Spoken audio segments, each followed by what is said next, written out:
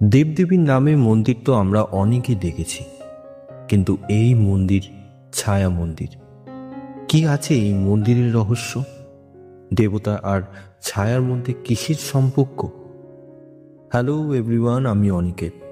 Time টেলার্সের আজকে তোমাদের জন্য নিয়ে এসেছি চন্দ্রিল গোস্বামীর লেখা তারানাথ তান্ত্রিক ও ছায়া মন্দির।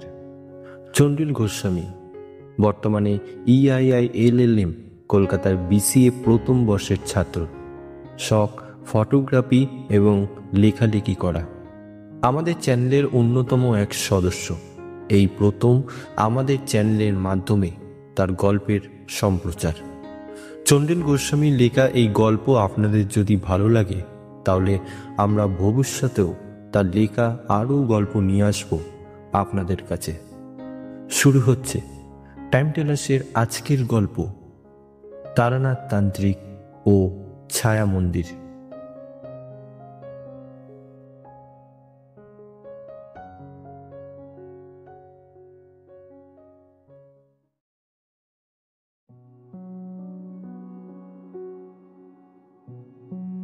কলকাতার দক্ষিণ প্রান্তের গড়িয়ার ধারে একটি এলাকা, জমিদার তলা।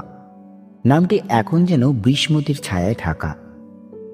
একসময় এখানে ছিল বিশাল জমিদার বাড়ি। মাটির নিচে ছিল সোনার মোহর। রাজা বাদশাহী চলত, এমনটাই শোনা যায়। কিন্তু সময়ের করাল গ্রাসে সব হারিয়ে গেছে। শুধু একটা জিনিস টিকে আছে, একটা প্রাচীন মন্দির, লোকে মুখে পরিচিত ছায়া মন্দির নামে। এখন সেই মন্দিরের গায়ে লতাপাতা আর ধ্বংসস্তূপ। দিনের আলো সেখানে একটা ধোঁয়াটে ভাব। পাখিরা উড়ে আসে না।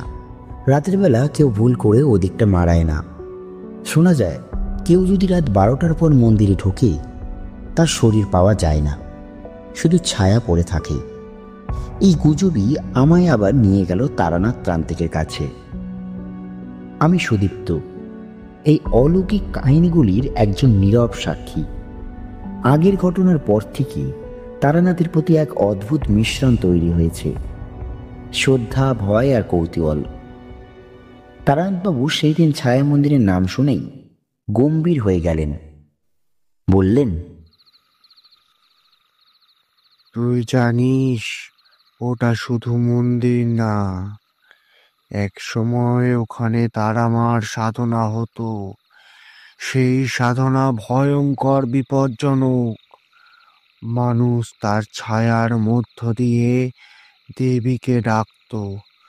যদি মন ও শরীর ঠিক না থাকে, সাধক নিজেই ছায়া হয়ে যায়।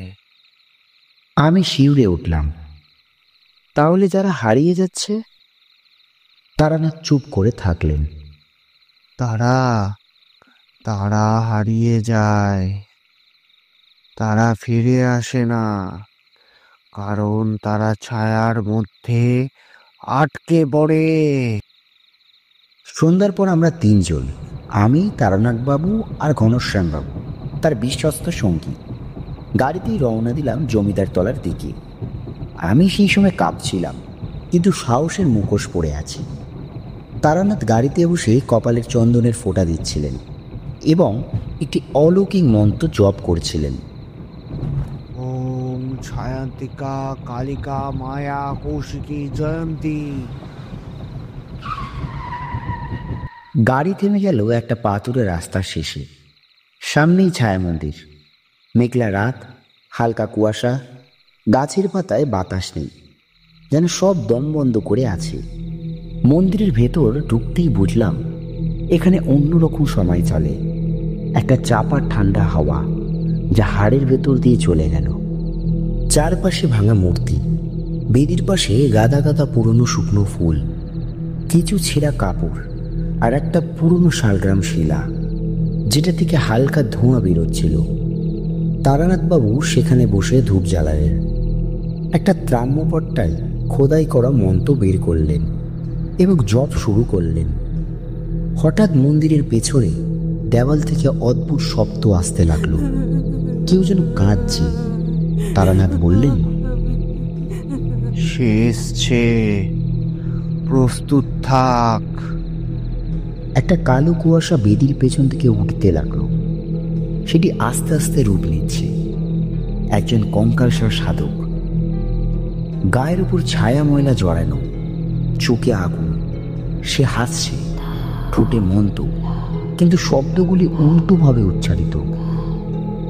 আমি স্তব্ধ। সে যেন চোখের দিকে তাকিয়ে আমাকে নিজের মধ্যে টেনে নিচ্ছে। ছায়া তখন পোলায় রূপ নিচ্ছে, হাত লম্বয়ে আমার দিকে এগোচ্ছে।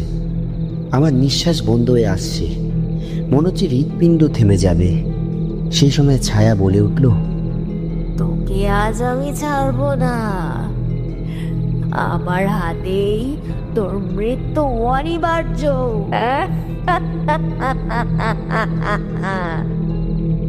বলে হাসতে লাগলো। ঠিক সেই সময় তারানাথ সেই কালো শিলাটিকে বেদিতে বসিয়ে এক অদ্ভুত মন্ত্রের উচ্চারণ করলেন। ওং হ্রিং ছায়াকৃত সংহারিণী কালিকায় নমঃ।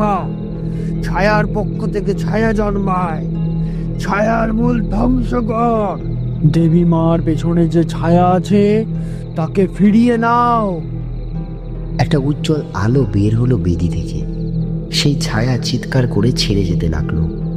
শেষ চিৎকার। আমি ছায়া, আমি আলো হতে চেয়েছিলাম। তারপর সে আস্তে আস্তে করে মিলিয়ে গেল।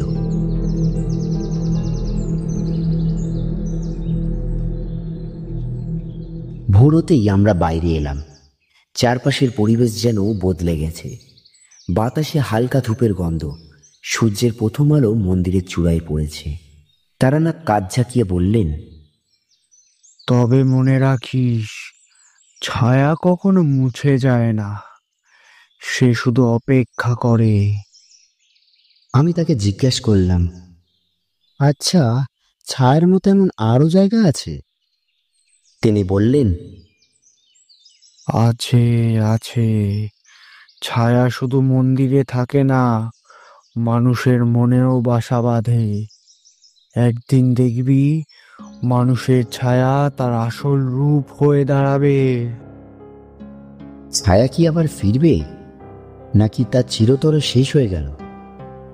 আচ্ছা, ছায়া কি আবার ফিরবে নিজের রূপে? কি মনে হয়? তারানাথ যে বললেন ছায়া শুধু অপেক্ষা করে, কিসের অপেক্ষা? নতুন কোনো বিপদ কি আবার আসতে চলেছে?